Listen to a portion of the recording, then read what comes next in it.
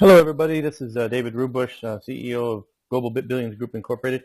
This is going to be a very informal meeting. This isn't a scripted thing. I'd like to ask what people think about the new website. Any feedback on that? Anything you guys appreciate the work that was done there? I know we added a lot of functionality. We've added a lot of transparency. More transparency went online yesterday. I think we added all of you who are members of POW, you're now getting your points, and those should be reflecting on the site.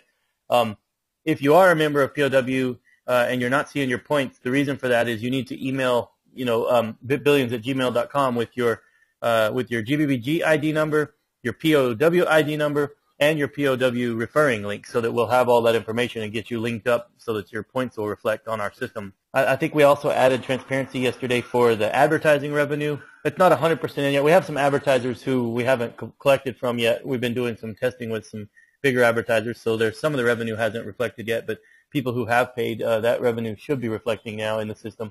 We're trying to make improvements daily. I think we should have our fact pages up and some of the basics pages up in the next few days.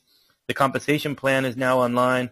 So we're slowly but surely making improvements. The first week or so after we launched this new website, we spent a lot of time fixing bugs and chasing glitches, because there just seemed to be, it's always that way. Anytime you roll out new software, you're going to have a lot of glitches and bugs to chase after. So does anybody have any basic questions about the new website, about GBBG, anything very basic that I could touch on before we get into the presentation? If possible, I'll just go ahead and hit on anything like that and allow as many people in as possible. I have a question about being able to download your affiliates, your referrals into a CSV file. Right now, we don't have that feature. It's a planned feature. It's actually a planned feature when we launched the Matrix software. I don't know if we can fit it into this software. The company started out a long time ago using as much free stuff as possible because we didn't have any capital or revenue at all. So we've been slowly but surely morphing into more professional software and more professional server architecture as we can afford it.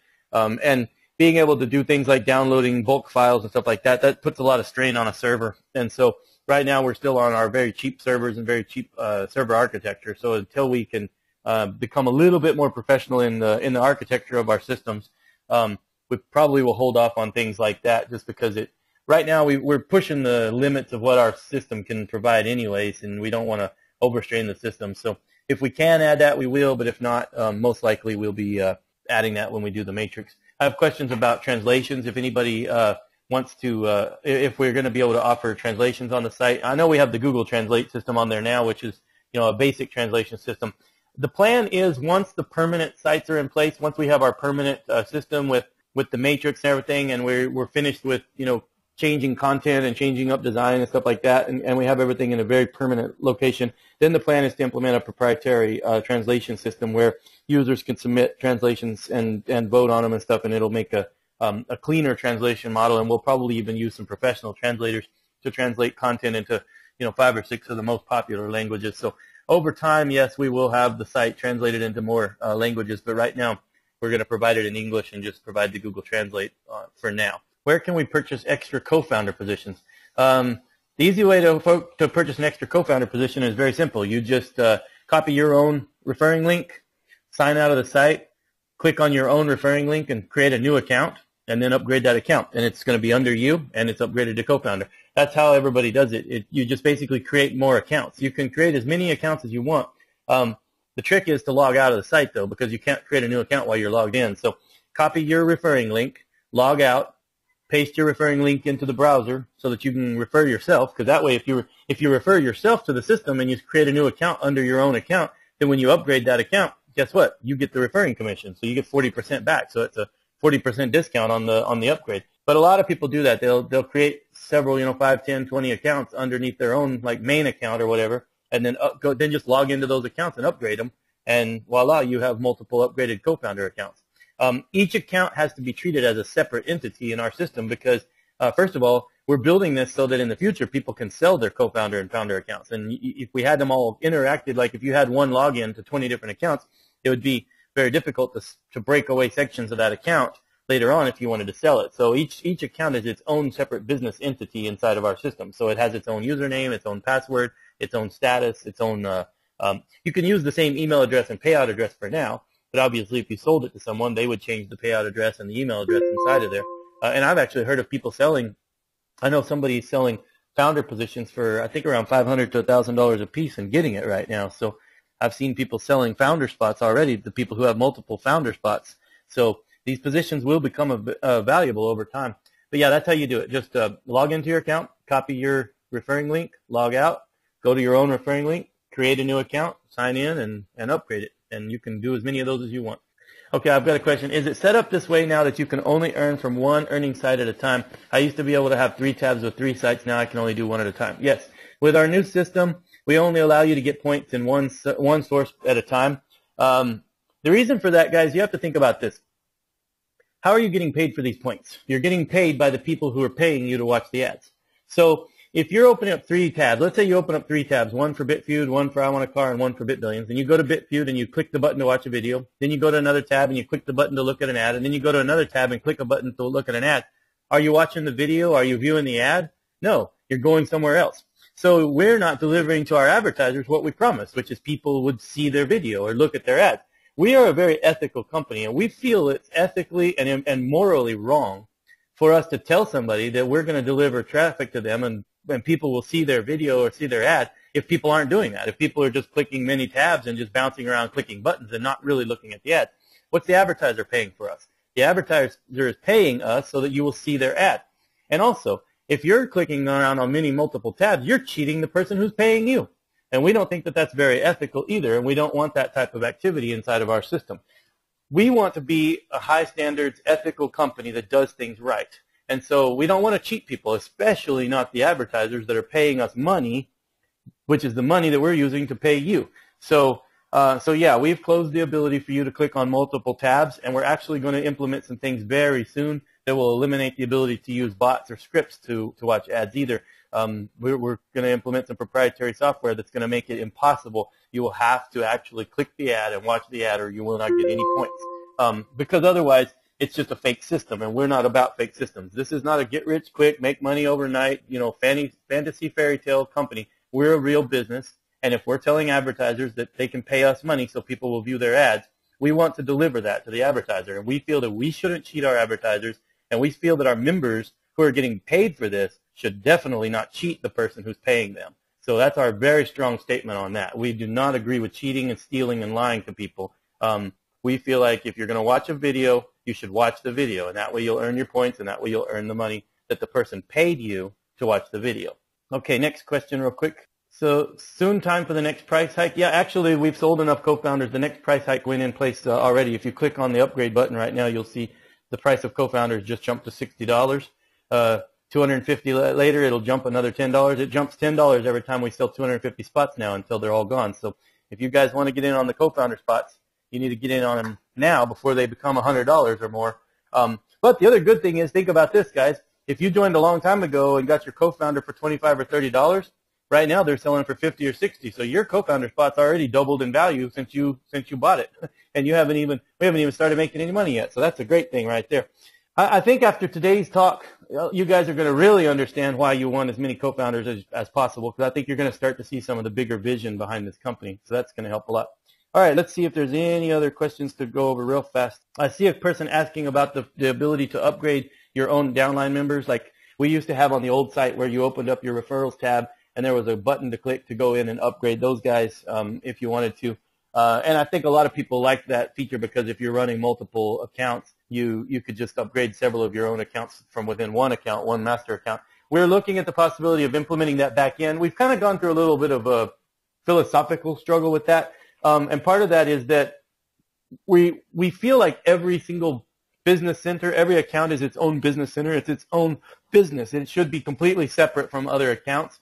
And so when we designed this new system, and as we move more towards the matrix, it will be designed more and more like this to where each account has to be its own separate account. And so we're pulling away things that link the accounts together in any way. Real quick, is this webinar recorded? I'm actually recording the webinar, but I'm not sure if we'll release the recorded version. We'll review it and see if it's worth releasing. Like I said, these first webinars that we're doing right now are they're not scripted. There's not a real set plan. So we kind of want to wait until we get a little bit better at presenting this material and we have some questions and feedback from people so we understand exactly how to present this. And then we'll probably do a very scripted, very professional one with some graphics and displays and stuff, or videos or whatever. And then we'll record that and make that available to people. Right now, really what I'm trying to do right now is just get the conversation started with our membership as to where we're going as an organization, get you guys thinking about it, and then we're also going to open up, hopefully we see some threads open up on the forum and we can start to engage there. And you'll see as time goes, we're going to become more engaged in other places online, like some of the major Bitcoin forums and some of the major Bitcoin organizations and stuff in working with our new plan. We haven't been very vocal and very active in the online Bitcoin community as an organization, and part of that is for a couple of reasons. First of all, we didn't have anything ready for that, and second of all, we kind of believe in letting the shakeout happen first. We felt like when Bitcoin started, there was going to be a lot of shakeout over the next few years. A lot of upstarts would come. A lot of people would just jump right in and start building businesses and just go crazy with businesses. And, it reminds me of the 1990s. I mean, I was one of the very first, I think we were the very first website to ever go online, that dealt in cars back in the 90s. And, I saw things that it was just so funny. I mean, at one time there was like 10,000 companies being formed every month because of the dot-com boom. And there was all this talk about billionaires and millionaires, and there were people pouring millions and millions of dollars into these dot-com sites, and then they just started busting left and right because they didn't have good business models. They weren't really good businesses. And I believed that was what was going to happen to Bitcoin. When I started looking at Bitcoin, I thought, it's going to be the same thing. The protocol is great. We're going to see millions of businesses start up in a very, very short amount of time, and then we're going to see millions of businesses go out of business in a very short time. And we're going to see a lot of people lose a lot of money because of that. Because everybody believes in the dream, and they just think that because some guy's smart and he knows a little bit about programming, that and he understands a little bit about Bitcoin, then his business plan is just going to be great. And because he's a good programmer, his company is going to be great. And that's not true. There's a lot more to building a business than just having a fancy website or a guy who knows how to talk really well or some glitzy product that looks like it can do something cool even if it can't. So if you're going to build a long-term business, there's a lot involved. There's legal, there's marketing, there's a long-term business plan, there's a strategy. You have to have a solid core development that can take on, the problems that will arise in the future and that can be elastic enough to change, especially in today's marketplace. So we took the standpoint of let's just slowly and quietly do things behind the scenes. We'll grow a small membership. I mean, if you think about it, yeah, we have 100,000 people. That's a lot, but it's really not a lot in the grand scheme of things. And so we just want to grow very smoothly and methodically and not make any waves, not cause any problems, and just kind of do our thing for a while and start to focus on our core products and our core tangible assets and develop those into a long-term business. You guys wouldn't believe the times, people email us ranting and raving about how angry they are because they signed up a couple of weeks ago and they went and got 5,000 points and now they realize they're not getting paid tomorrow and they're not going to be rich next week, and this is a farce and a scam because BitBillions lied to them because they thought they could sign up today for free and go get 5,000 points and retire tomorrow. And we don't say that. On our website, on our homepage, it says this isn't the get-rich-quick, fairy tale. If you believe in that, leave the building. We don't want you. We don't need you. We are a long-term company with a long-term vision in mind. We plan to build a long-term business that develops wealth over time, and it will make people very wealthy over time. But when I say over time, I don't mean 3 to 6 months. I mean 6 to 10 years. That's what I talk about when I mean over time. I mean out there in the future, because you can't build true wealth overnight. I don't know. I could ramble about this forever. I've seen so many different things happen throughout the last 20 years and people believing they can make it, overnight. And yeah, once in a while somebody does get rich overnight. It very, very, very rarely happens. Like the Mark Zuckerberg, who's now a very, very rich billionaire after 10 or 15 years of hard work. A lot of those people put in a lot of time and energy, and we don't see that time and energy until much later when they're suddenly rich, and we don't realize that they worked for 10 years to get there. And the same thing will happen with BitBillions. We are working methodically, very, very methodically on a long-term plan. And we don't care about all the naysayers who say, oh, this is a scam because we're not making it rich tomorrow and blah, blah, blah. We don't care. We're just going to keep deploying our strategy and focusing on our strategy until it works.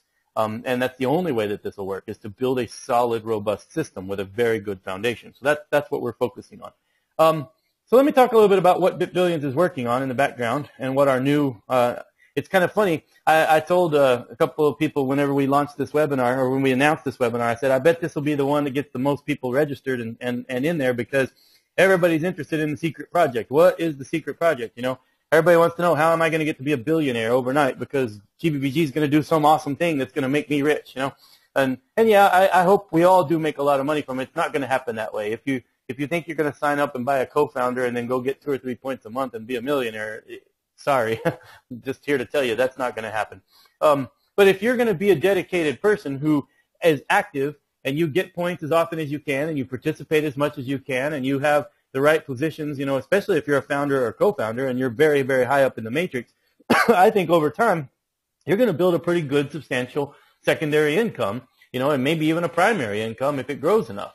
And I think that the products that we're working on have the potential to do that. But I can't promise that those products will be, successful. I can't promise that they will be the ones that everybody in the world turns to. I mean, if you look at Bitcoin, Bitcoin's not the only alternative currency in the world, and there might be other alternative currencies that replace it eventually if they're built better. If you look at the services, the wallets, the exchanges, all the different, companies that are being built around Bitcoin, there's lots and lots of options, And the people who thought the granddaddies, the big leaders, would be the ones to dominate, look at MT Gox. Everybody thought they would be around forever and they were going to rule the world with Bitcoin. Now they're gone, So we have to consider the fact that, as a company, we can't promise that we can do the best we can to build the best product we can. But ultimately, it's up to you, the members, to market it, and it's up to the marketplace to receive it. So that's, we're not going to promise riches, but we think we're building something that has the potential to generate great wealth for a lot of people, and especially for those who are in early and really stay dedicated and motivated. But it's going to take time. It's going to take, several years. The product that we're working on, I think, is a product that will develop to its biggest potential probably 5 to 10 years from now, minimum of 5 to 10 years, maybe longer than that. But that's not to mean that it's not going to make money in the meantime. There's definitely plans to, obviously you can't build a 5 to 10 year business if you're not making any money at all. People tried that in the 90s with the dot-com, let's not make any money but sell a lot of stock approach, and it just didn't work.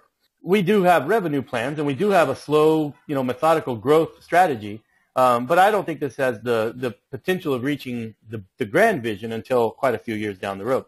So what is it that we're working on? Essentially what we're doing right now, we're working on a very, very long-term plan to essentially not necessarily replace banks, but to change banking in the way that we think of banking in today's terms. And I understand that this is going to probably be a very hard concept for some people to grasp. And it's a scary concept for people who are in the banking industry because, I understand that the banking industry is already looking at Bitcoin as a major threat, a major potential threat. And this is why what we're seeing happening in the Bitcoin landscape right now is a natural progression that we projected that would happen. And that is that Bitcoin came out as this really cool new protocol that was really an amazing cryptography and trust network that was developed and really cool to the geeky, nerdy world. And for the first few years, the geeky, nerdy world was really enjoying it and playing with it and experimenting it and learning from it and employing it. But it wasn't a mainstream thing that everybody had heard of, and it still isn't a mainstream thing that everyone's heard of. It's a mainstream thing that a lot of people have heard of. But Bitcoin became this currency. It developed from this nerdy tool, this nerdy protocol that was highly accepted in the geek world because it was so robust and so sound, into an alternative currency that has become the Bitcoin today, where people are using it to buy and sell transactions. Mostly people are using it as an investment scheme or an opportunity because they expect Bitcoin to continue to rise. So I think the general population is viewing Bitcoin as something to hoard and invest in rather than to use as a payment protocol. But the truth is Bitcoin is a payment protocol.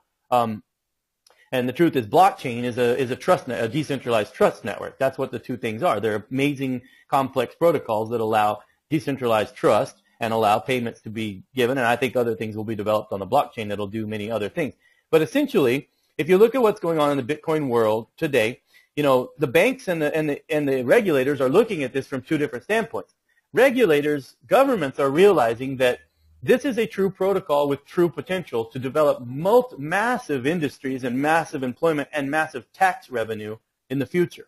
It's just like the internet. When the internet first hit mainstream in the late 80s and early 90s, government was wrestling with this concept of, do we regulate it, do we clamp down on it, do we stop it, or do we just let it go and see what happens? They chose, the U.S. government especially, and a lot of governments followed suit, and that was let it go and see what happens. And what happened? It created huge, massive businesses that employ millions of people and generate billions and billions of dollars in tax revenue for the governments. This is how government needs to approach Bitcoin, and I think it's how they're approaching it. They're looking at Bitcoin saying this is a protocol This is a new revolution in technology that has the potential to generate millions and millions and millions of jobs and billions of dollars in tax revenue for our countries, our cities, our states, our regions. And they're writing regulation accordingly. They're looking at, if you notice the regulation, regulatory bodies have not banned or blocked or shut down on Bitcoin, other than obviously, what's happening in China and Russia. But we can all argue that the philosophies of the governments of China and Russia are probably contrary to the philosophy of Bitcoin anyway. So that just goes to without saying. We expected that to happen anyways. But in the rest of the world's thinking, where we're free world, we're free economy, and we want to drive business and we want to drive innovation, if you drive innovation and business, you drive future wealth, which means you drive future tax base for your entities or for your government bodies, for your regions. And the government understands that. They understand that 15, 20, 30, 40 years from now, Bitcoin could provide billions of dollars in more tax revenue than is currently being generated through the entire existing financial system. But there's another side that we have to factor into this equation, and that is the fact all the money in the world right now is controlled by the current existing financial system. The banks, the banking institutions, the investment institutions, the places that actually move money and deal in money, they have the racket. They have the monopoly on finance. And they understand something. As long as they control the monopoly on finance, they still can sit on their nest egg of a lot of money. They make a lot of money. The banking system makes a lot of money just moving money. The banking system makes a lot of money storing money. The banking system makes a lot of money making it very convenient for you to use your money. And so they don't want all that to go away. They are seeing Bitcoin as a major threat because Bitcoin is a major threat. Bitcoin has the potential to completely disrupt the current financial system in the whole entire globe. The ability to move money, the ability to store money, the ability to use money. All of those things that banks do, those abilities can be done for 1/100th of the cost, even less, and through decentralized systems where you don't even need a bank in the first place. So banks are looking at this as a major threat, which means they're going to lean heavily on government because banks control finance. They have a lot of levy and a lot of leeway with government. They're going to lean heavy on government to try to stop Bitcoin or try to put regulatory or blockading types of things in the way of Bitcoin. But I think banks have also figured out if you don't like something, the best way to get rid of it is just to not let it to exist. And so I think philosophically, banks are coming together and saying, hey, the government kind of likes this Bitcoin thing because it can generate a lot of money in the future and a lot of jobs, and government likes to generate jobs, and the government likes to tax money. So this is a good thing for government. So regulatory bodies are probably going to not block Bitcoin. They're probably going to actually help Bitcoin. So how can we stop Bitcoin? I know how we can stop him. Don't let any Bitcoin companies have any bank accounts because you can't have a business if you can't have a bank account. That's what banks are doing right now. They're shutting bank accounts for businesses or making it nearly impossible for businesses to open bank accounts when you're working in the Bitcoin industry, especially if you're trading Bitcoins or exchanging Bitcoins or doing anything that the banks consider, related to actually distributing or dealing with Bitcoin. This is happening more and more and more and more, and more banks are getting together and realizing that the easy way for banks to stop Bitcoin is to stop letting people have bank accounts if they have anything to do with Bitcoin. If no one can have a bank, no one's going to want to deal with Bitcoin, right? My answer is wrong. GBBG is working on a new plan. Here's the basic essential, statement for what we're working on. We are planning to deploy the first international globally distributed decentralized bank. In other words, we are planning to build a system where people can buy and sell and trade things and use money and store money and do everything you can currently do in current banking, but you don't do it through a normal, traditional, established bank. Instead, we're going to build a globally decentralized bank, a system where there will be bank branches all over the world. As a matter of fact, if you want to, you can open your own bank branch by downloading the software and becoming part of the decentralized banking system that we're building. This is a system that's going to be designed over the next 10 to 20 years to entirely replace banking as we know it. But what I'm not saying is we're going to build some underground black market way to avoid taxes or trade, illicit goods or hide money from the government or launder money. No. If you're going to build a bank, it needs to be more sound, more robust, more legitimate, more secure, and more anti-money laundering and anti-crime than the existing banking system. So that's what we're looking at. We want to build a decentralized banking system that is more trustworthy than the current banking system. We want to build a decentralized banking system that is more secure than the current banking system. We want to build a decentralized banking system that is more anti-money laundering than the current banking system. We want to build a system that is so secure, so sound, so strong that the government will look at our system and look at other banks and say, wait a minute, why can't banks be this good? You know, we want to be a system that governments will wrap their arms around because we not only meet the basic minimum standards, we far exceed those standards to a point that the current banking system can't even compete. So that your money is safer in this system.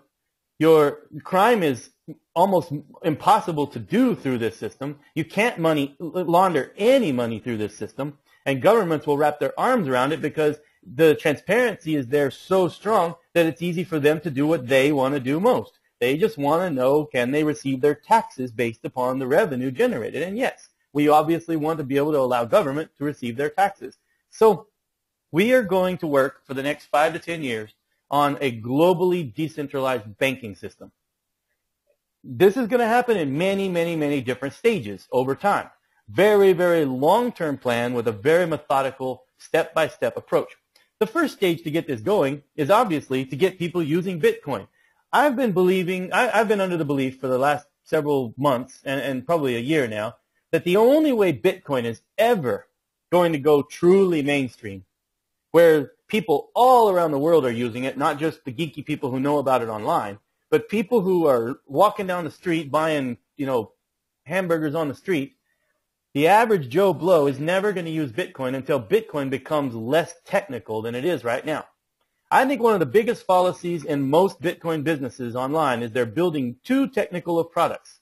We see these tons and tons of companies announcing every day, we're putting out this, we're putting out that, we're going to do this with Bitcoin. We're going to make it where you can have a Bitcoin ATM card or a Bitcoin ATM machine or a Bitcoin, everything's technical. Everything's high tech, and it still comes down to you got to protect your Bitcoin address in some way, shape, or form, and you've got to secure it, and you've got to keep people from hacking it, blah, blah, blah.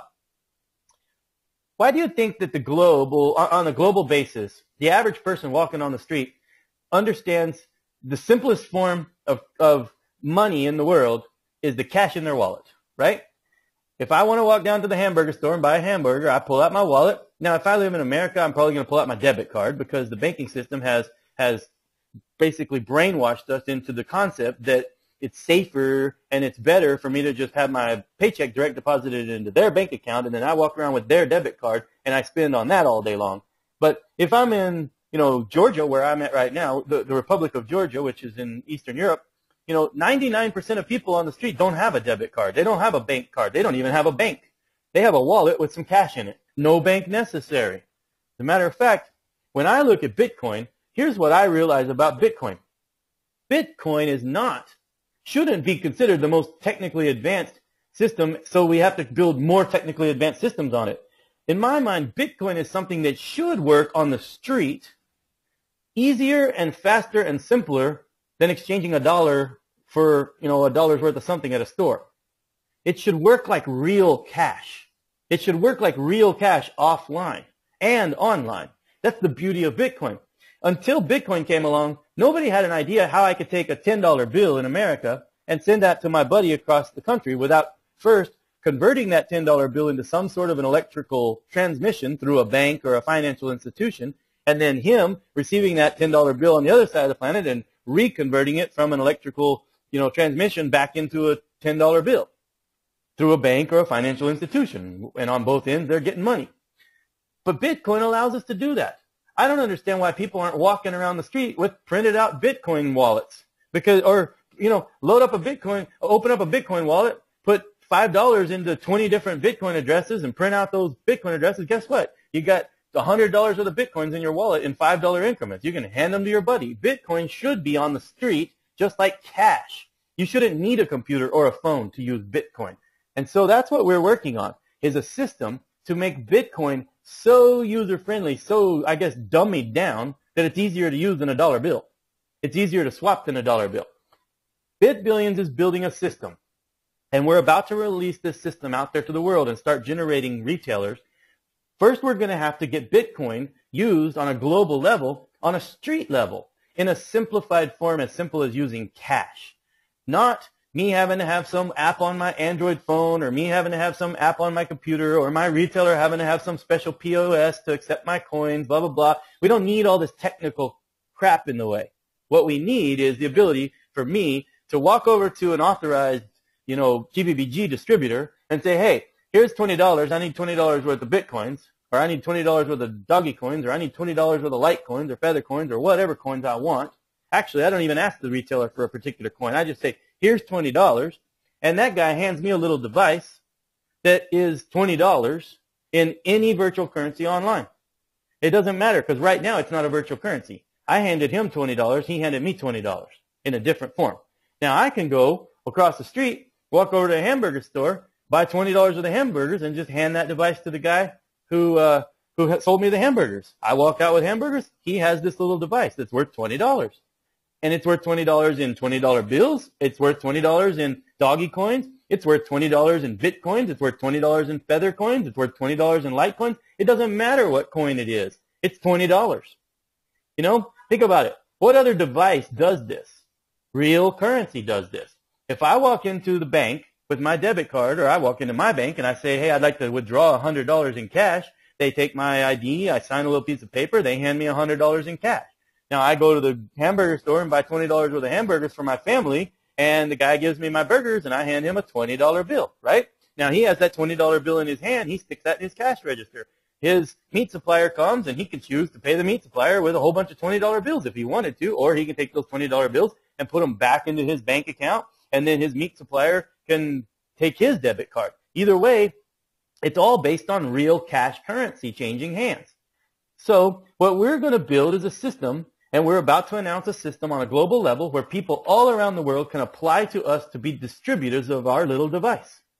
Our little device that's a very simple, simple system, but operates in a very complex way, to where people from all around your community can walk right into your approved, authorized location, and they can know that because it's backed up online, and there's safety and security measures in place to protect them and their transaction, and to protect you and your transaction as the distributor. But as a distributor, a guy can literally walk over to you and hand you a $20 bill, and you hand him a $20 device, and the transaction's done. He has $20 still in his hand. You got $20 in your hand. Well, actually, not exactly. There's going to be a small fee. Our distributors will make a small fee. We haven't exactly nailed that down, but it's probably going to be around 1%. It may be less than 1%, but it's probably going to be around 1%, because the Bitcoin ATM market and the Bitcoin exchange market is running anywhere between 4 and 9% on exchanges. So we thought, hey, if we could make it where people could swap money for Bitcoins, or Bitcoins for money, all around the world for 1%, we might get a lot more traffic, right, than the people charging 6% or 9%. So a guy comes up to you and hands you a $20 bill, and you hand him $19.90 worth of Bitcoins. Boom, transaction done. Okay? He has a little device in his hand. Now, here's the cool thing about his little device. Other than his local dollar bill, this little device works globally. So he can walk across the street and buy some hamburgers with it, or he can pick up the phone, and there's a special system on this device that allows him to pick up the phone and call a friend on the other side of the world and transfer ownership of that device to his friend on the other side of the world. Now his friend has $19.90 worth of Bitcoins in his Bitcoin wallet, or doggy coins in his doggy coin wallet, or dollars in his dollar account, however he wants. The money, we're not worried about a particular currency. This device has a value based upon the value it was purchased in. So if I bought 100 lattes worth of this device, it would have 100 lattes worth of value. If I bought $20 worth of this device, it'd have $20 worth of value. If I bought 50 marks worth of this device, or 18 pounds, or, it doesn't matter the denomination. However I purchased it, that's the denomination that it's worth in that denomination. And then I can swap that electronically. I can move it around online. I can even go home if I want to. There's the ability on this device to go home, log into my account online, and move that money from this device into my online account, and now it's digital currency. And I can specify which digital currency it's going to be. It could be Proto shares, doggy coins, light coins, feather coins. I don't care what kind of coin. It could be Bitcoins. It doesn't matter at the point of purchase. All you're purchasing at the point of purchase is a device that says you have this much value. And we're going to have distributors all around the world on the streets. The grand vision is 5, 10, 15 years from now, You don't need a bank account anymore. Why would anybody, if you think about it, other than big businesses and businesses that accept digital payments from the current digital method of digital payments, why would anybody in the world need a bank account? Why do you need a bank account? You know why you need a bank account? Most people need a bank account for two reasons: safety and convenience. So most people pay somebody else the privilege of having their own money. They'll pay somebody else the privilege of having their own money through their system so that they can have the safety and the convenience of their system. What I mean by safety is, not very many people like to keep all their money under their mattress in their house because they're afraid, what if somebody breaks into my house and steals all my money under my mattress? At least if all my money's in the bank, it's pretty safe. If the bank gets robbed, I've got usually insurance and government backing in there to make sure that my money's okay. So safely, I'm okay because my cash isn't just sitting in piles in my house, right? So if you get paid in piles and piles of cash, you're probably better off to put those piles of cash in your local bank because at least they're safe. Now, banks have done something else over the last, 20 years to brainwash us even further, and that is they've taught us that not only are they a safe place to keep our piles of cash, but they're a more convenient way to use our piles of cash. They've all got us hooked on these debit cards and these credit cards now because guess what? As long as we can't actually touch our cash, we don't know two things. First of all, we don't know that the bank actually doesn't have enough cash in the bank to cover all the cash that's supposed to be in the bank. And second of all, we don't know that there's a lot of money being made on us for our ability to use our money, which is kind of stupid if you think about it, but that's what the banking industry has done. It's convinced us to use their convenient method of storing our cash in their vault and then using their little plastic card to spend our cash so that they can make money from our cash, because they take our cash and go put it somewhere else, and they don't tell us that our money's no longer in their bank account the second we put it in their bank account. So why do most people use banks? It's because it's convenient. I don't know very many people. If I leave my flat right now and I go walk around on the street, I bet you I could walk all up and down the street today and shake thousands of people's hands, and I wouldn't find a single person making millions and millions and millions of dollars. Matter of fact, I'd probably find most people are making an average wage, an average hourly wage. If I'm talking about in the U.S., I'm probably talking, the average guy on the streets maybe making $30,000, $40,000 a year maximum. If I walk around here in Batumi, Georgia, where I'm at right now, the average guy on the streets probably not even making $1,000 US a month. Probably somewhere around $700, $800 a month, maybe. Actually, probably less than that. Probably around $500, $600 a month on the average guy on the street. If you're making $500 a month, why do you need a bank? What's the point? Why have banks addicted us to the fact that we need a bank account because we're making $500 a month? Oh yeah, I know why. Because it's convenient. I can set my car payment up to automatically come out of my bank account. I can set my electricity to automatically come out of my bank account. I can set my gas to automatically come out of my bank account. My house payment, my insurance, all this stuff just automatically comes out of my bank account because it's real convenient. And then when I want to go shopping, I don't have to even carry money. I can just carry this little plastic card and swipe it through these little machines, and guess what? My purchases all get taken care of for me. I don't even have to touch money, right? That's true in the Western world. In a big portion of the world, people don't operate that way. And as a matter of fact, in the Western world, there's still massive populations that don't operate that way. There's still massive populations of people who, when they get paid, they cash their check into real dollar bills. They put those dollar bills in their pocket, and they spend them. But there's a problem with that. Real dollar bills don't translate into purchasing airline tickets. They don't translate into certain things that we do need electronic forms of payments. So that's what we're planning to build, is a system where you can still interact electronically online, but you can also act on the ground as if it's cash. And I think over time, not 2 to 3 or 4 months from now, but 3 to 5 to 10 years from now, if our system grows in the way we're planning it and it develops and matures, we'll see a time when the majority of people in the world don't even have a bank account or need a bank account because their money's safe. They don't get paid in cash. Instead, their employer direct deposits their pay into our system, which is a digital, non-digital type of currency. They control it. It's in their hands. The device is in their pocket, not in their bank account. But it still works just like a credit card. You can still pay electronically online with it, or it still works just like cash. I can still take denominations of this and go walk to the pizza place and hand it to the pizza guy and pick up a pizza, just like cash. We are planning to replace cash and banking in the way Bitcoin was designed to do it in the first place. Bitcoin is designed to replace cash. It's designed to replace money. As a matter of fact, I foresee the long-term picture 5, 10, 20 years from now, most people are taking their fiat currency and converting it into our type of system and not taking it back out in fiat currency because in their mind, fiat currency is worthless now. Who cares? And banks, why do I need? I don't need a bank. I don't need a bank. I've got this global system that's a bank for me. But here's what's even cooler about it. My money doesn't have to be exchanged. You see, one of the things that the global banking system has brainwashed us on is the fact that we have to swap money every time we swap borders. Okay? So like someone like me who travels a lot, I travel, 10, 20 different countries per year on average, sometimes way more than that.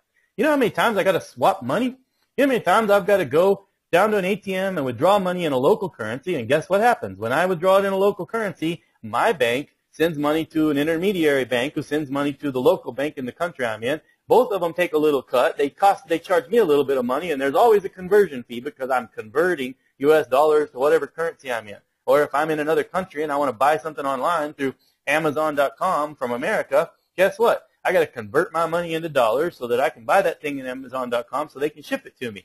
The banks have us brainwashed to believe that it really costs them money to convert money. Bull crap. It doesn't cost a bank a cent to convert a single penny from a U.S. dollar into a German mark because the banks are all interconnected anyways. Matter of fact, the money doesn't even change hands. It's all electronic blips and blots inside of little accounts that are really not actually swapping. Do you think that if some guy in Germany wants to swap some German dollars to U.S. dollars on his online account, that the German bank actually requests U.S. dollars from the U.S. bank? Heck no. It's an IOU system. They keep a ledger balance of how much money is supposed to be in certain places. And I guess if it gets out of hand, it can get swapped, but it doesn't. So the banks have us brainwashed to believe that if I live in a certain currency and I need to move into a different currency or go to a different part of the world on vacation or buy something from a different currency, I got to swap currencies and pay a fee for that. But guess what? They got us believing that because they get to make money off of that. It's a great racket, right? Banks have a great racket. We can make money off of you by keeping your money safe. We can make money off of you by making it easier for you to use your money. We can also make money off of you by letting you buy things around the world, by converting it into other currencies around the world, which we really don't convert anyways, but we'll just tell you we do so we can make money off of you. So the banking system is a great global racket. This is why the banking system is so scared of Bitcoin. They understand Bitcoin has the ability to eliminate all of that. Bitcoin can store your wealth securely. Bitcoin can allow you to use your money conveniently. Bitcoin can allow you to use the same dollars globally on an equal value basis without having to swap for other dollars. There's 3 ways banks make a lot of money off of the average man that can completely be obliterated by Bitcoin. And that's what we're going to be building over the next 3 to 5 years, is a global system of distributing Bitcoins to the street, allowing them to function on the street just like cash, and also allowing them to function online just like current credit cards, debit cards, and electronic currency does. And our system is a globally, accepting system. In other words, we're not going to be based purely in Bitcoin. Our system is going to be based in every currency and every electronic currency on Earth as long as it's a valid currency. I mean, if we, obviously we'll do some vetting processes and we'll probably have to allow currencies to grow to a certain level of use and things over time. But you will be able to walk to a person on the street, hand them a $20 bill in cash, and they'll be able to hand you a certain amount of money, that same amount of money back in a little device, and that money is worth that much money in every currency on the planet at that point in time. So if you needed to send it to somebody in Japan and they need it in Japanese dollars, guess what? It's immediately Japanese yen once you swap it to their hands. And you can do that online, through email, through a phone call, through a Skype call. Doesn't matter how you do it. You can literally send that money anywhere in the world. Oh, and by the way, for free, with no cost, no charge. It's not MoneyGram where you got to go pay $55 to send $100 to your friend on the other side of the planet. No, you'll be able to send $100 to your friend on the other side of the planet for free, and he'll have that money in his hands, and he can go use it to buy pizza if he wants to, or he'll be able to go put it in his bank account if he wants to, or he'll be able to go, convert it to doggy coins if he wants to. It doesn't matter. So this is going to be a very fluid, very robust, very amazing system. Now, I know you guys probably have a million questions now, and I probably can't answer a lot of them because a lot of it's probably very proprietary. But what I'd like to do now is let's open up now a little bit of question and answer on this. I've seen questions coming in, so I'm going to roll back to the point where we stopped answering questions. and we'll just continue from there. I will say, you know, a lot of the things that have happened in the last several years, like for example, Ripple. You know, Ripple is a great concept. I love the concept of Ripple. I still think Ripple's too digital to function on the street level, like what I'm talking about. But you know, Ripple has a really cool idea about trust mechanisms and stuff like that. You know, Bitcoin itself is an amazing test in online currency, and I think has long-term potential. I think it has the forever potential, actually. There's a lot of different things, the different concepts, and a lot of different systems that have been being developed. And what we've been doing is watching these. You know, we watched MTGOX, we watched Ripple, we watched Bitcoin. We're watching these processes, and we're taking the good and the bad and learning from it and putting that into our system. Our system is going to take time. It's not going to happen overnight. It's going to develop slowly but surely, but it's going to develop. And probably within the next 6 months, we'll be starting to release our devices onto the street level so that people can start acquiring and using Bitcoin as they use their normal cash on a street level. And here's the cool thing. They won't even have to tell their bank about that. But there's still going to be AML and know your customer systems in place. It's not going to be a system where people can go and move illicit drug money all around the world very easily. You know, this is going to be a very, very secure system. The denominations will not be big. You know, you're not going to be able to buy a $10,000 device. You know, you'll be able to buy a $20 or $50 or $100 device, but not $10,000 worth. So it'll be very prohibitive for moving, you know, massive amounts of quantity if you were trying to be, you know, an illicit player. But on top of that, there's also security mechanisms built in it to prevent that anyways. So we have some really good thinking on this. I can't disclose some of this because I don't want my competition to understand what we're doing. But I can say we will be safer than the current banking industry.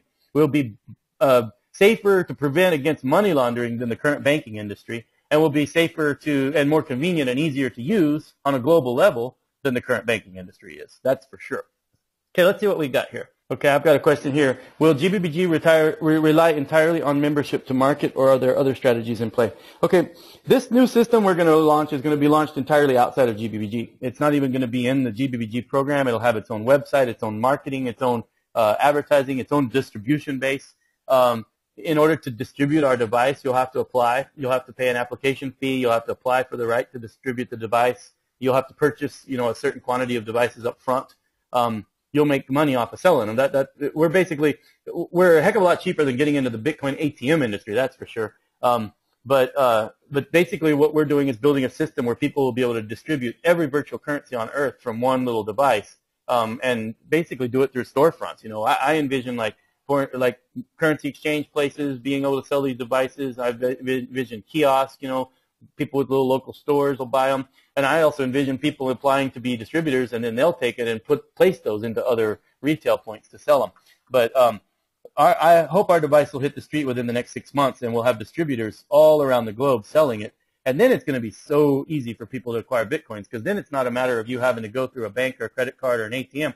You literally just pull $20 out of your wallet and swap it over for a device, and boom, you got any digital currency you want it to be in your hands immediately, and it's spendable right then and there. It's really going to be cool. Let's see. Somebody said to distribute these devices, would I be able to become a distributor with a kiosk type setup? Yes, that's exactly what we are envisioning. We're envisioning that our distributors will open up local retail fronts. You know, you can run it out of your house if you wanted to. But I think the best thing to do would be to, you know, if you have a current retail location, or maybe you got some friends who have some local convenience stores or something, work out a deal with them to sell them from their counters, you know, split the money with them. I know it's not a lot of money that you'll make. We're trying to cut the price down very, very low. But I think over time, if you see that we start to develop a system that becomes mass adopted, you know, you're going to make a lot of money by lots and lots of people converting their fiat currency into digital currency and converting. You get to make money. Our retailers will make money on both ends.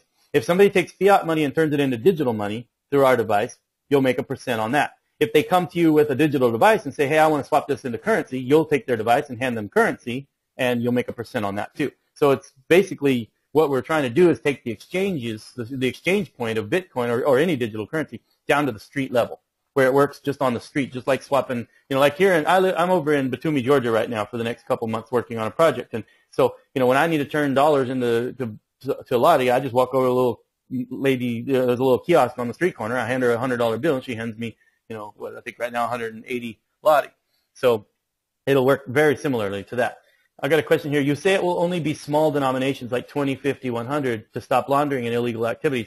What happens for expensive purchases if you want to do it with your devices say you wanted to buy a car with cash or a big piece of jewelry like an engagement ring, etc., would you just need to buy a lot of these devices? Yes.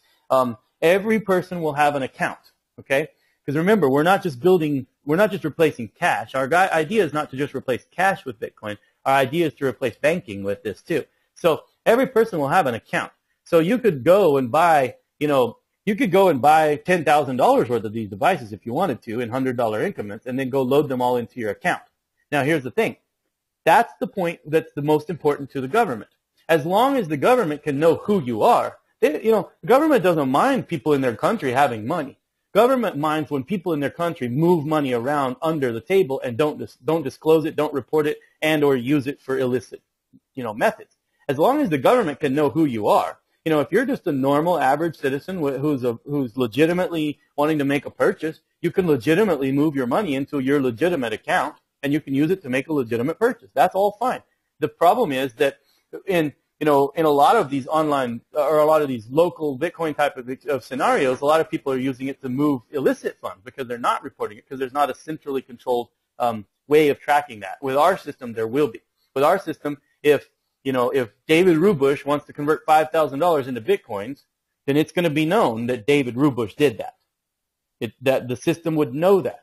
Now, that won't be publicly noticed. In other words, the whole world wouldn't know I did it. But if the authorities wanted to know who did that, they will be able to do that. That's where I think we will have the long-term advantage over the banking industry. Like I said, our plan is to build a system that is more anti-money laundering secure than the current financial system.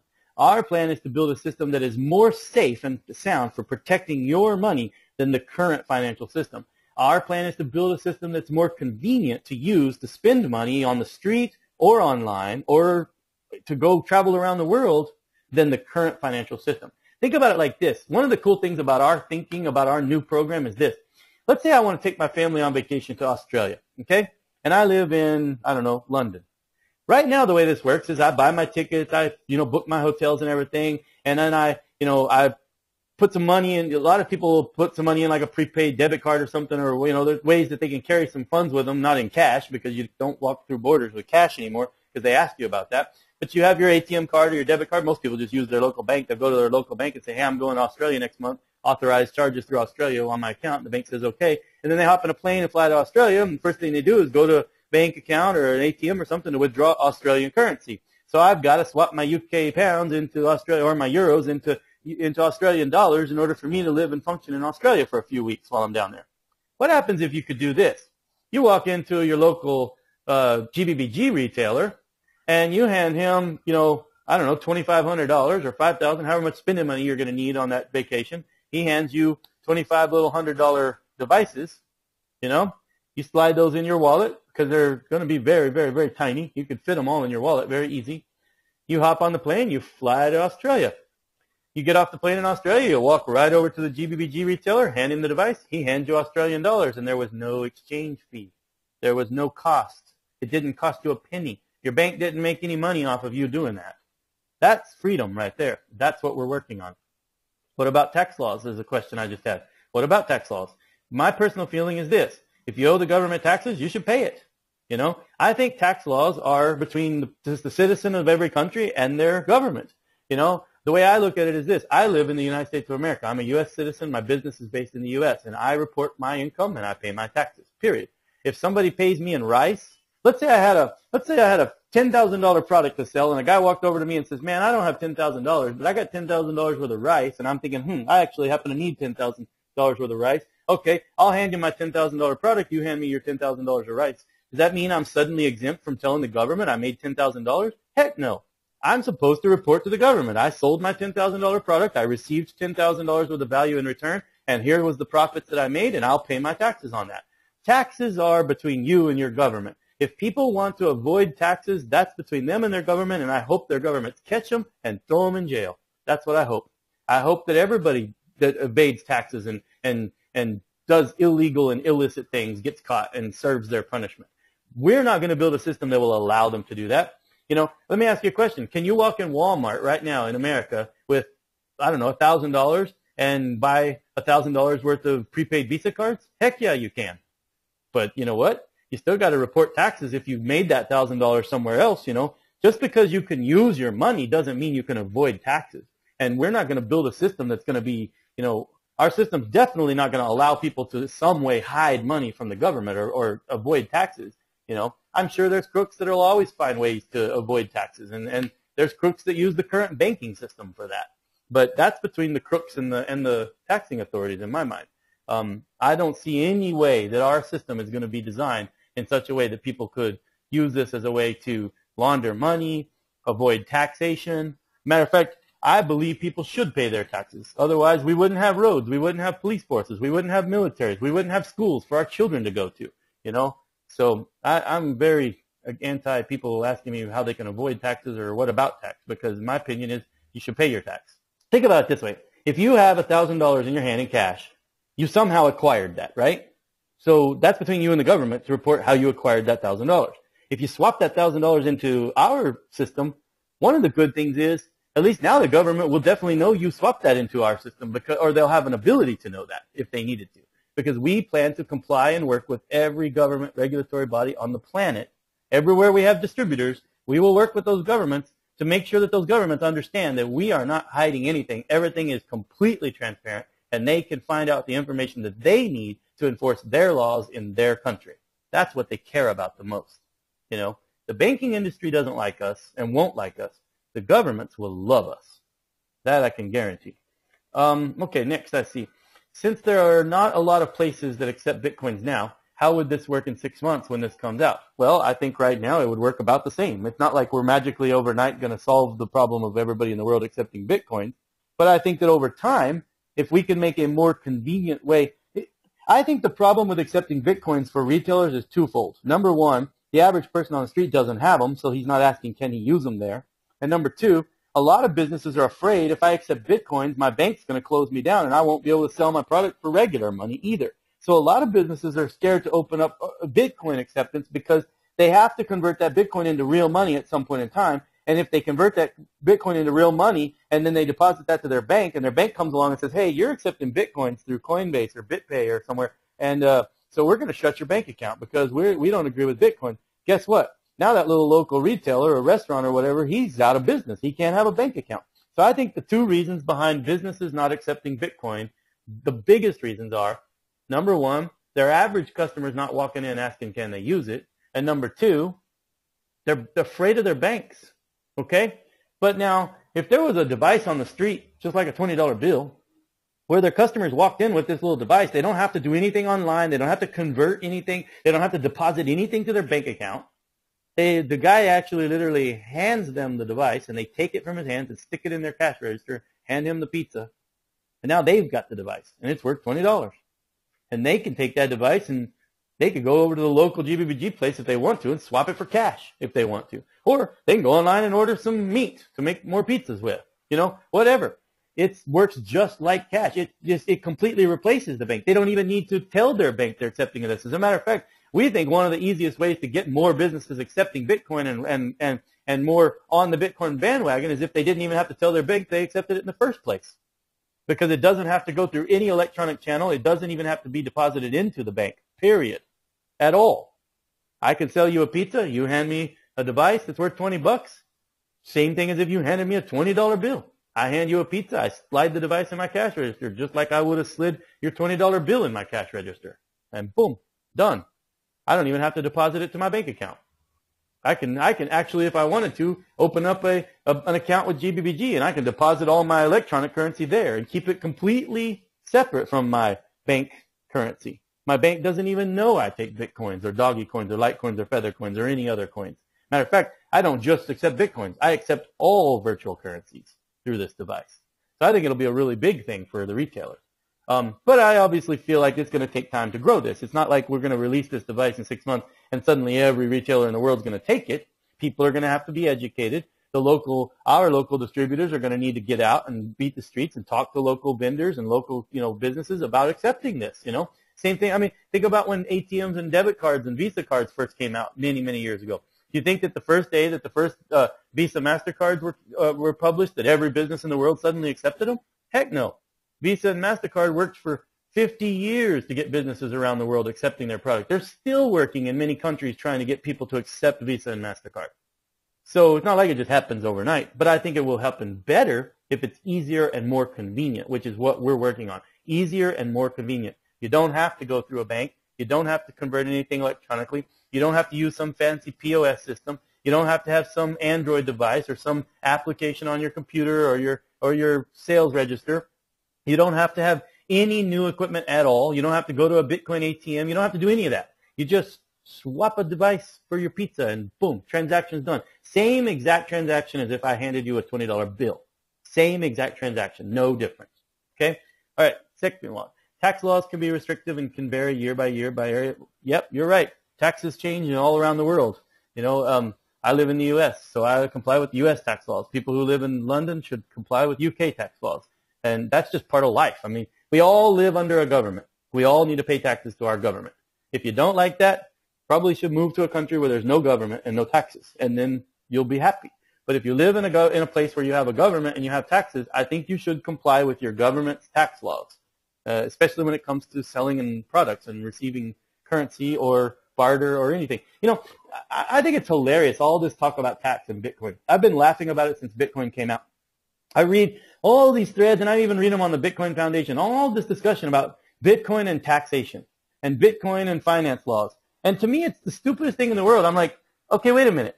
Haven't there been barter systems in place forever? Didn't the governments all address the barter systems and cooperatives and stuff like this back in the 70s? I mean, Bitcoin to me is no different than barter. It's no different than cash. It's no different than if I was selling a product and some guy comes over. There's a lot of businesses that do this. I have a business that does this service. You have a business that does this service. We both need each other's services, so let's swap. Okay, I'll give you $500 worth of plumbing for you give me $500 worth of credit for pizza in your restaurant. Okay, voila, come do my plumbing here. You can eat pizza here for free. Does that mean that no business transpired? Does that mean that there was no value exchange? Does that mean it doesn't need to be reported to the government? Heck no. Bartering needs to be reported to the government. Anytime you swap anything for something, especially in a business environment, you need to report that. So I put on my books, sold Joe the plumber $500 worth of pizza. He puts on his books, sold David's Pizza Store $500 worth of plumbing. Boom, done. It's legal. It's right. Bitcoin doesn't all of a sudden devoid tax, and it doesn't devoid just common sense. I think it's so funny, all this discussion about Bitcoin and taxation and Bitcoin and tax regulation. To me, it's like the government did this 40 years ago when all this bartering stuff first came out in the 60s and 70s, and there was these huge companies trying to put out barter dollars and barter exchanges, and people were doing cooperatives and bartering. The government came out and said, okay, yeah, you're right. You can swap your TV for my car, but we still need to write down somewhere that the transaction happened so that if there was a gain, someone pays tax on that. Okay, it's natural. It's normal life in normal society. To me, there's no rocket science here. Nothing's changed. If I had $1 million in cash in my house and I went out and started spending that cash, the government's going to ask me where I got the $1 million worth of cash. If I have $1 million worth of beans, they want to know where I got the $1 million worth of beans. If I got $1 million in my bank account, they're going to want to know where the $1 million came from. What they care about is, did I have a gain that they can tax? And I'm supposed to, required by law, to tell them where I got this so that I can pay my tax. GBBG is not about, and I think most of the people who are behind Bitcoin are not about hiding from the government, not paying your taxes, or doing anything illegal. Not paying your taxes is illegal, and I don't want to associate with you if you're trying to push that on anybody. And we will definitely not see that in our distribution network. We will pay our taxes. We will comply with the law. We will write our systems in such a way that the law can trust us more than the current systems that are in place, because we believe in the law. The law is what protects us. Okay, another question here. Are GBBG targeting any merchants or making any approach to potential industries at the beginning, and will GBBG be employing sales agents to do the legwork? Yes and no. We're not currently targeting people because we're working on the technology, and we're going to start on a street-level distribution plan first. So our plan is that we have street-level distributors around the globe selling our devices, exchanging our devices for, exchanging the currency for the device, exchanging the device for currency, and get that plan going first. We would like to see hundreds of places around the world where you can easily swap cash for electronic currency and electronic currency for cash. Very easy, very quick, simple. It's a matter of I hand you $20, you hand me a device, I'm out the door, done. That system we want to work on first. Then we want to go through that natural progression of learning the trust network. Which ones of our distributors are more trustworthy? Who actually does what they're supposed to do? Who actually reports their taxes? Who actually keeps a certain amount of reserve capital on hand like they're supposed to? Who actually is liquid like they're supposed to be? Who is following the rules and who's not? So we can weed out the bad players and focus on the trustworthy network. As we build a trustworthy network, then we can start to market that trustworthy network out to more vendors and more retailers. Everything comes in steps and stages. It has to be planned. It has to go through its process. It has to go through its vetting. You know, I can guarantee you when we first launch this, there's going to be some schemers and gamers that think they can make money off of this, and they're going to apply to be distributors so they can try to hide money or launder money or do illegal things, and we'll weed them out. And we'll push them out the door, and we won't do any business with them. And we'll work on building a trust network where you can depend on it and you can trust on it. And then you can leverage that into bigger retailers and bigger distributors and bigger networks, and it will just grow and grow and grow over time. But you have to do this right.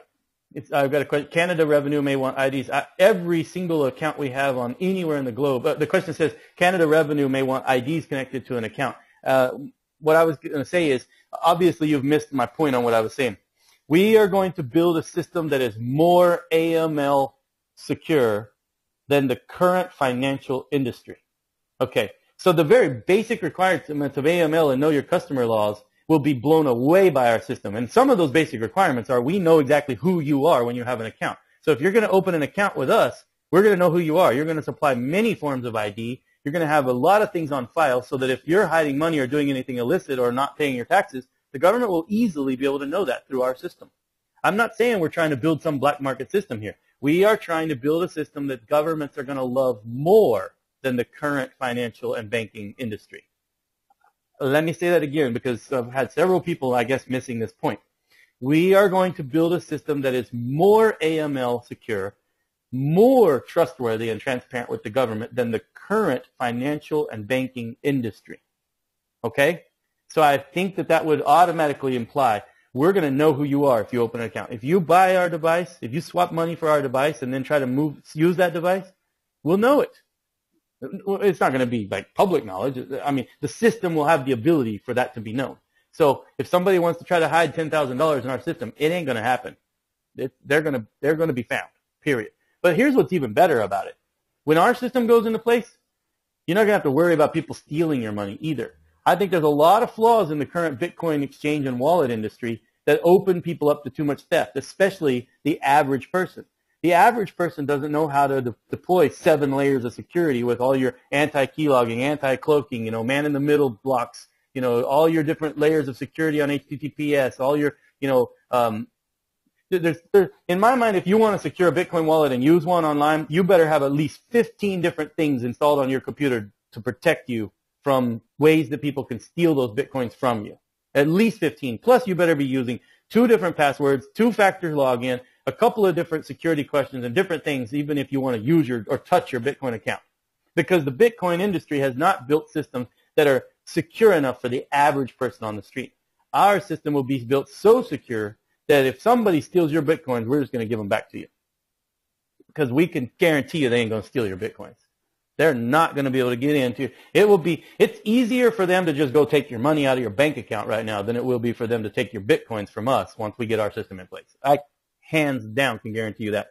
Our systems will be so secure, there's not a bank in the world that could secure your money better than we will be able to.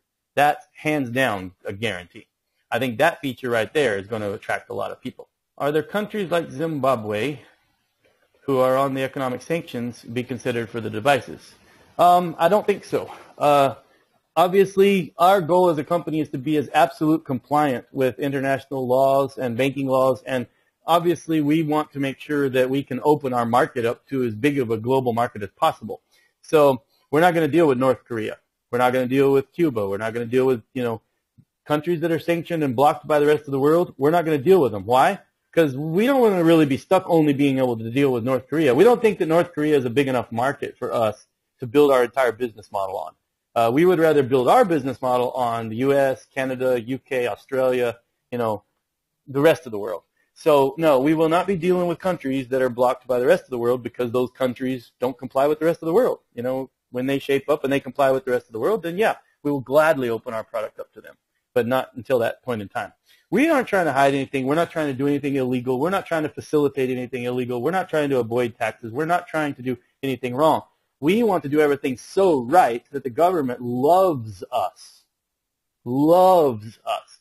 And the current banking industry hates us because we can do everything that they can do a million times better and a million times cheaper. That's the whole entire drive behind our long-term vision of our product. Okay.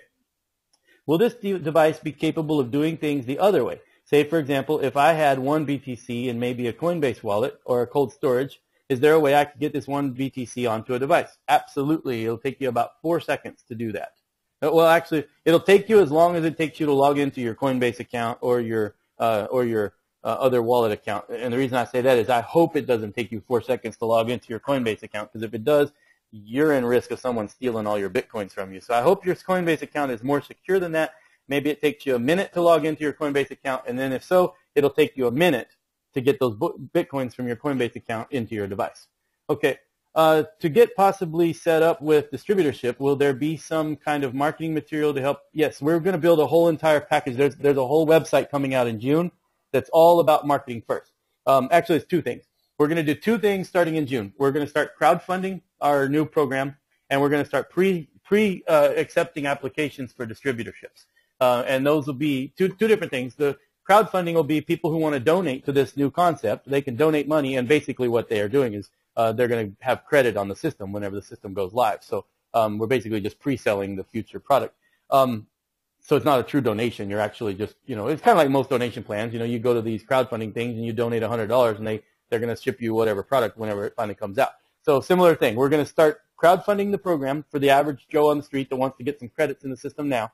And then the other thing we're going to do is we're going to start pre-selling applications for the pre-selling distributorships. And there'll be a fee that you pay for the right to apply to be a distributor. And then you go through the application process, which is not going to be, not just a one-form thing. We've got to make sure that we can trust you, that our network can trust you, and that you are a person of trust, and that we know who you are, because if we send you, $100,000 worth of Bitcoins, we don't want you to just run off with them.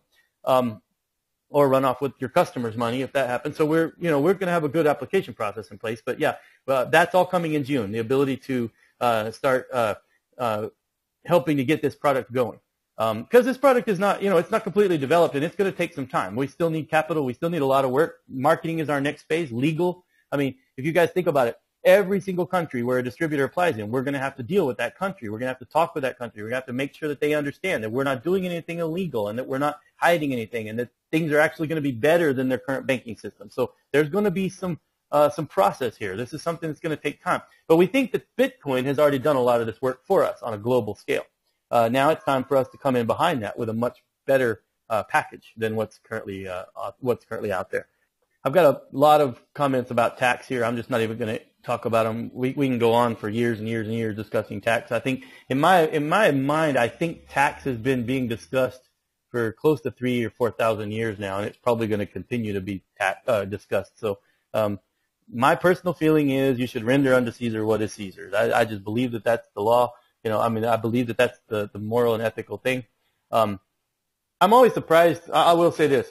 I'm always surprised at the people who want to live in a country and they want to have a government that builds streets for them and provides police and ambulance and hospitals and medicine and, keeps crime out of the way and, protects the borders and provides them with, a stable lifestyle, doing, education for their kids. You can go on and on and on and on about the things the government does for you, but they don't want to pay any taxes. No way. I'm not going to pay any taxes. Well, how in the world is the government going to do all that without any revenue? So I do agree that that there are countries that overtax, but I think that's between their populations and their government. The populations should change that if they can. Let's see here.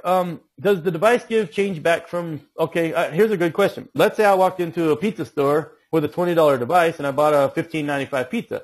Well, my mind is the guy should hand you back your change in fiat currency. That's what we have fiat currency for, So no, it won't be a change system where they'll change it on the device. Most retail places have some cash in their cash register, and if you handed them a $20 bill and you bought a $16 item, they'd hand you back $4. So I think if you hand them a $20 device and bought a $16 item, they could hand you back $4 that way too. So that'll be between you and the merchant on making change. Here's another question. What happens if the device gets lost? Is there some sort of tracking or something, or if it's lost, do you just lose your money if you drop $20 out of your wallet? This is a good question. And actually, this is something that's really cool. Our system will have the ability to make sure if it gets lost that that you can retrieve it, or stolen for that matter. So it's a little bit better than cash. Okay, so let's say you had a wallet with I don't know, $5 $20 bills in it, and you dropped your wallet, and somebody returned your wallet to you, but the $5 $20 bills are missing. You know, unless you can prove that guy stole it or whatever, you're pretty much out of luck, right? Everybody knows if you walk around with cash in your pocket and you lose that cash, you ain't getting it back unless somebody really honest gives it back to you. Everybody also knows if somebody logs into your Bitcoin wallet and sends all your Bitcoin wallets to their Bitcoin wallet, guess what? You ain't getting those back either. They're gone. But with our device, no. If you put $20 devices in your wallet that we've sold, and you drop your wallet and lose them, you could quickly get those back from us. And the guy who stole them from you can quickly not be able to use them either. So yeah, there is going to be a system in place for that. It is electronic, and it is going to be a little bit difficult. It's not just like an instant thing, but there is a system being developed in place to protect against that. Yes, it's not 100% perfect, but there is a pretty good concept in place for protecting against that. Obviously, you would have to prove emphatically that you did in fact lose it or get it or stolen. You know, we would have to be able to verify and validate that. But yeah, there is going to be a system of protecting people from being robbed or for losing their device. Yeah, definitely. Do you guys see how this is going to make a lot of money for GBBG, and your co-founder positions are going to be worth a lot of money? I mean, think about this. If suddenly we were transacting business on a global level and we were the facilitators of cash currency being used on the street and online, don't you think there's some profit potential in there? I personally think that this should be eye-opening to people to make them realize, wait a minute, GBBG is working on something much bigger than what I thought. At least I hope that's what people are seeing. Yeah, I've got somebody saying something's needed for the average Joe. I agree. That's what we've been working on. We feel like the average Bitcoin company has been working too technical. They haven't been thinking about the average Joe. And the reason for that is I think most of these Bitcoin companies are run by people who aren't the average Joe. They're probably very technically oriented. So when they think of very basic technical stuff, they're still thinking too advanced for the average guy on the street who doesn't even know how to open up an email address and send an email. What makes you believe a disruptive vision like GBBG's can succeed as it runs up against so many influential people's interests? Well, I don't know. I think it can succeed if we grow it slowly and methodically and make a profitable venture out of it. I don't think it, in my mind, it doesn't have to be globally dominant and destroy the whole world and make every bank account in the world closed for us to be a success. You know, if we can have 1 million people around the world using our system, then we're successful. You know, if we have 100,000 people using it, we're successful as long as we're operating profitably, we're delivering a good quality product that people can depend on, trust, and they want it. Then we're successful. Whether we're as successful as, Bank of America or as successful as Bob's local pizza store, that remains to be seen. But we'll be as successful as we can possibly be. I do agree that we're going to have people that will probably be against us, and I think the number one place that's going to be against us at first is going to be banking. But my hope is that we can quickly eliminate the need for even GBBG to have a bank account. I would love to see in the next 24 months our company functions entirely without ever even opening a bank account. We don't even need one. Banks will, if the government or anybody asks us, where we have a bank account, we'll say, we don't have a bank account. We don't need a bank account. I would love to see a point where there's many, many businesses, especially small businesses on the street, that basically just decide, you know what, why do I even have a bank account? It just costs me too much money and it's too much hassle. Got to go through all this crap to have a bank account when I can just take cash and these devices through GBBG, and I can still function 100% online and offline and electronically as I was when I had a bank account, but I don't need a bank account. I think we're going to see that time will come over the next, it may not come. It may never happen. But I personally believe cash will never disappear. People will always need a way to pay each other, but they don't necessarily need banks. I don't think banks are, I think that as time goes, people are going to start to realize that one of the things Bitcoin has done is they've opened up reality to the fact that the average person on the street doesn't need a bank account. They really don't. I mean, I don't need a bank account other than I've got 3 bills that I pay with my debit card automatically in Texas once a month. Heck, if I had an alternative means to do it, I would. Why would I even have a bank account? It just costs me money. It costs me, I think, $11 a month just for the luxury of paying 3 bills that I've got to pay every month back in the States whenever I'm traveling around the world. You know, other than that, I don't even need a bank account. Why would I want one? It just costs me money. Got a question. If I have free checking, why would I want to pay a fee for a device I use, a device to use my cash? And I agree with you on that. If you're the type of person who pretty much doesn't do anything online and or you don't really travel much or leave your, you know, or I don't know, don't ever really need to send money very other places and stuff, and you know, probably your best option is just a free checking account. If you've got a bank that gives you a free checking account and a free debit card and stuff like that, you know, I think you've got a pretty good option there. I think for people who want to be able to move money globally, we're a lot better option. And there's a lot of people that do that. I think, honestly, I think one of the best things that we can do in the next year, and I think one of our target markets probably for the next 2 to 3 years is going to be the global remittance market. I think GBBG has the ability through our new device system to really take on the global remittance market. You know, companies like Western Union, MoneyGram, companies where you send money to other parts of the world, which is a massive industry. I think we can completely disrupt those industries. You know, okay, think about this. If I'm a guy from India and I live in the States, but all my family's back in India, and I work and I get paid, and I go and I take my money from India and I go down to my bank or my Western Union or whatever, and I send money back home, it costs me money to send money back home. It costs my family in India money to convert that money into rupees or whatever they want to convert it into back home. There's a lot of cost in me moving money back to my family in India. If I could take $500 in America, walk over to a little vendor and hand him $500, he hands me 5 devices. I go home and log on to Skype, talk to my mom. Hey, Mom, how you doing? Love you, blah, blah, blah. Oh, by the way, here, let me give you a little bit of information. I give her some information, and boom, that $500 is immediately in her hands in India for free, no cost at all. And then she can go down to the local GBBG store in India and walk out with $500 worth of rupees, and it costs her 1%, and it costs me 1%. I am way better off than going and paying MoneyGram an average of $85 for that same transaction. Okay? I think that this is our #1 most disruptive target market, is the international remittance market. And that's what we're going to go after first. I want to target markets in areas where we have distributors in areas where money gets remitted dramatically. You know, areas like India, areas like Mexico, places like that, where people are sending lots of money from America or from UK or from Australia back home. Guess what? If we can get into that industry and do it at 1% on each end, we can destroy that industry. We're talking billions and billions and billions of dollars that are done in the global remittance market. Currently, to send $500 from the U.S. to India is an average of $85 total cost on both ends. I'm talking about doing it for sending $500 from the U.S. to India for a maximum of $10. Maximum. $5 on this end, $5 on that end. Cost me $5 to convert my $500 into the device. Cost my mom over in India $5 to turn that device back into $500 worth of rupees. Done. I think we'll destroy the global remittance market because that's our first target market anyway. In the future, if I get my weekly paper paychecks from work, would this also work as well as that way? Yeah, I think what we're, you know, obviously long term from now, we want to build systems where people could have their employers direct deposit their paycheck into this system. No problem.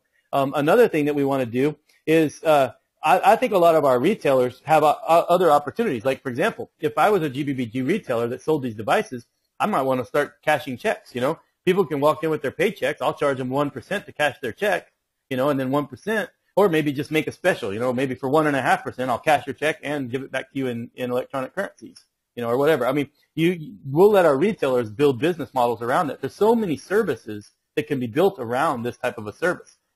Bill pay, for example. Hand me your paycheck. We'll charge you a small fee. We'll cash your check. We'll hand you back some fiat currency. We'll hand you some GBBG currency, and we'll pay your electricity bill and your phone bill for you all at the same time. You know, I mean, there's so many different things that can be done with this. I can see a lot of people utilizing this system to build some really cool other businesses on top of that. Yeah, I mean, cashing my checks for that's what I touched on that. Yeah, I think some of our retailers will definitely see that as a business model they want to go into, is check cashing. Or they might work with check cashing companies and tell those check cashing companies, hey, when people cash their checks here, if they'd like to convert that to digital currency, you know, work out a deal with check cashing companies where you'll supply the digital currency for them and, you know, split the 1% or something. I mean, there's people in the money exchange business understand 1%. You know, they understand that there's volume there. So Let's see here. I've got pretty much, let's see, I don't think I have very many more questions, and it's probably getting pretty late, so we probably better wrap this up pretty soon.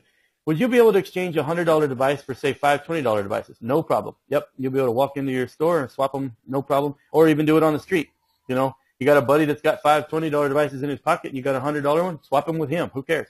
You know, it's just, it'd be the same thing as if you said, hey, I got a $100 bill, you got five 20s. I'd say, yeah, here's five 20s, you hand me your $100 bill, and transaction's done. Are BitBillion's cash pool containers big enough to hold all the revenues that will no doubtly be? I hope so. That's a good thing about Bitcoin wallets. They're unlimited. We can put as much in there as we need to, right? Let's see here. With check cashing, though, would you need to be careful about it in case of check bounces? Yeah, I mean, obviously, if somebody opens up a check cashing business, they're going to have to go through that process of legal and regulatory compliance and making sure that they're dealing with, you know, checks that are legitimate and stuff. But that would be up to that individual customer. That's not something GBBG would do. You know, each individual retailer can develop their own business models. What our philosophy is to be able to make it easier to buy and sell digital currencies on the street level, not through some big global exchange, not having to wire your money to Japan, not having to, you know, if you think about the way you acquire Bitcoins right now, it's so complex, you know.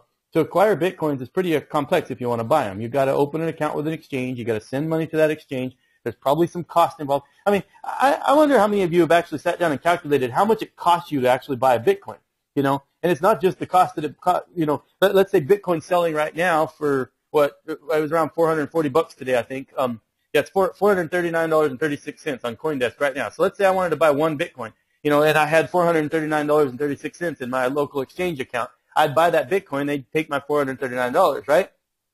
But how much did it cost me to get that $439 into that exchange?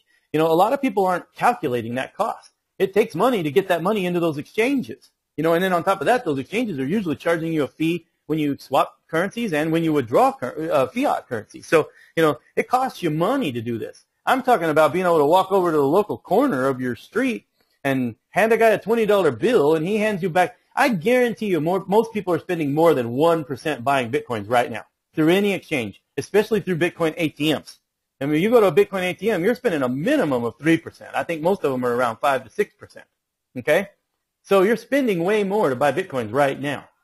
And same thing to sell them. If you go to a Bitcoin ATM machine, you stick your debit card in, and or you open up your Bitcoin wallet and you sell them a Bitcoin, and they spit you out cash, they take 3% off of that. So you're paying 3% at a Bitcoin ATM. You're paying 3% every time you buy Bitcoins, and you're paying 3% every time you sell Bitcoins. You're paying a total of 6%. Okay? Minimum. Some of these Bitcoin exchanges or Bitcoin ATMs are charging 5 to 6 to 7%. Okay? Some of these Bitcoin exchanges are cheaper. A lot of them are operating on the 2 to 3% level, I think. But most people aren't factoring in the cost that their bank's charging them to wire transfer that money over to that exchange, or vice versa when it comes back. You know, or there's a lot of fees involved here, and a lot of people aren't calculating and adding up all those fees. I guarantee you, most people are spending more than a total of 2%. Putting money into Bitcoin and taking money out of Bitcoin. And I'm talking about a system where you could put money into Bitcoin for 1%. Okay? If you never need to take it back out into fiat currency, then your maximum cost was 1%. That was your fee. It cost you 1%. You turn $100 into Bitcoins for 1%. Okay? So you got $99 worth of Bitcoin. Now you could use those Bitcoins online. Heck, wait a week till it goes up 10%. Now you've made money. You know? Now you could use those Bitcoins to buy things, sell things, whatever. If you never turn them back into fiat currency, you've never spent more than that 1% in that very first transaction. Now, if that other person, let's say you buy pizza from a guy with Bitcoin and he wants to turn it back into money, he could go to our store and spend 1%. Instead of having to go through some exchange and paying fees there, or go to some Bitcoin ATM and pay fees there, 1%. 1% in, 1% out, period. It's very, very cheap. Can this be set up in airports in an ATM type system? Insert cash. We're not building any devices. Our plan is not devices yet. I think long term we could look at devices very easily. Yeah, I think devices could be developed long term. But right now we want to have retail fronts. We want to have people to people exchanges. You know what? Here's another thing I think about Bitcoin. It's so impersonal. I think the more personal we can make it, the more actually down on the street level we can make it, the more mass adoption we'll get. You know, the more we're trying to take the face away from it and make it too electronic and too complex, the harder it's going to be for us to get people around the globe to accept it. The more it works on the street level, face-to-face, person-to-person, normal kind of, you know, just normal street transaction, the more the average guy is going to accept it and like it and trust it. So I think that, you know, but I do see potential long-term for machines and stuff. You know, after mass adoption, then there's definitely ways to expand the business. I guess that's about all the questions. I don't have any more questions yet. So if we don't have any more questions rolling in, it's already been nearly 2 hours, so I think it's probably long enough for this particular session. I hope I haven't rambled too much. I hope I've opened up you guys' eyes to some of the things that we're working on. In June, sometime in June, we plan to release a website to start marketing this program. The initial phase will be crowdfunding and pre-selling distributorship applications, taking prepayment on application fees for distributors. We'll be marketing this not just through GBBG, but also through a lot of the Bitcoin communities. We plan to reach out to the Bitcoin foundations and embassies around the world. I'm actually thinking, I'm living in Batumi, Georgia right now for a particular reason because I needed to be here for a project, but I'm actually thinking of moving to Warsaw, Poland for a few months after this because of the Bitcoin Foundation, the Bitcoin embassy that was open there, and start to really work with some of those guys. But I want to see GBBG and some of our top leadership start to get a lot more involved in the online Bitcoin community as far as the foundations and the other organizations, some of the legal organizations and stuff, and really start to work with those guys so that they can understand, number one, we're not a scam, we're not a fraud company, we're a real business, we're running a real business based on Bitcoin. We have all of the core values and interests of Bitcoin and the Bitcoin economy at heart. We want Bitcoin to survive. We want Bitcoin to be a great place and a great thing for people around the world. And we're working on a real product that I think will be one day very powerful and very profitable in the Bitcoin world and the Bitcoin economy. So we're about to start reaching out to that world that we've kind of not talked to yet, but we're about to reach out to them in a very big way. And I'm actually thinking about moving close to some of the larger organizations, or at least some organizations that are connected, and start to really lay down some of that groundwork. I think in the next year we'll be attending and setting up booths in more and more of the seminars of the big conventions that they have around the world, and we're going to start putting our face on this now. But we needed to get a base first, and we've got that base. So now it's time to take that base and expand it. And I think a lot of people who are in GBBG should start to realize, wait a minute, my co-founder position could be worth a lot more than I was thinking, especially if we can make this thing grow and we can take, this is a product that operates 100%. Think about this, 100% outside of GBBG. Has nothing to do with GBBG points, has nothing to do with GBBG membership. We're talking about a financial instrument distributed globally that operates independently in an economy where people need this right now. The Bitcoin world needs this.